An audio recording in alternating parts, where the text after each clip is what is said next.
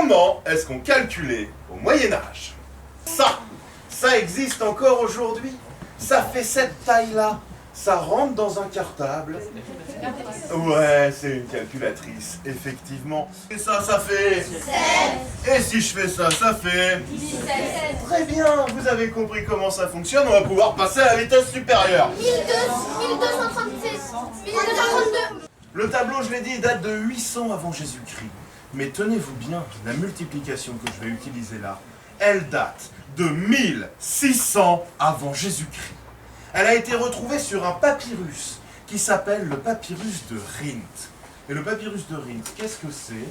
C'est un truc que les enfants tenaient en horreur à l'époque et tiennent encore en horreur aujourd'hui.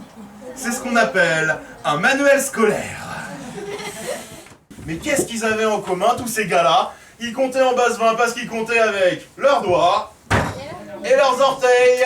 À l'époque, on disait 3,20 et 3,20. Mais ça, c'est un peu pâteux en bouche, vous voyez. Alors que 60, c'est quand même beaucoup plus joli. Mon unité de base dans le bâtiment, tenez-vous bien, elle est là. Le pouce, effectivement.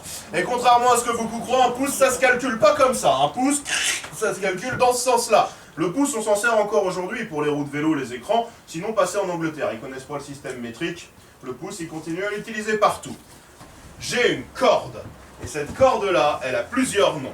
Elle va s'appeler la corde des bâtisseurs. On l'appellera aussi la chaîne des arpenteurs. On la trouvera en Bretagne sous le nom de la corde des druides. Et elle s'appellera aussi par son nom le plus simple, la corde à 13 nœuds. Parce que c'est une corde et il y a 13 nœuds. Ça paraît logique. Ça, j'ai un beau Carré. Bien joué, effectivement. Ah!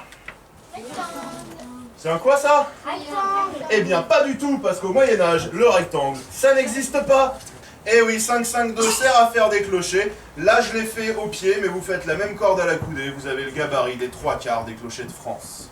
Et si c'est bien droit avec un fil à plomb, on dit que c'est d'aplomb. Effectivement. Oh, écoute mon gars, j'ai découvert un truc extraordinaire. Dans un pays pas loin d'ici, il y a des mecs un peu bizarres, ils font des bâtiments comme ça. Et là, il s'est dit, oh, comment je vais pouvoir mesurer ça avec ma corde? Un chantier, ça prend du retard. On va commencer à travailler illégalement. Chut, faut pas le dire. On va commencer à travailler de nuit. Sauf que la nuit, il va falloir s'éclairer à la bougie parce que la nuit, bah il fait noir.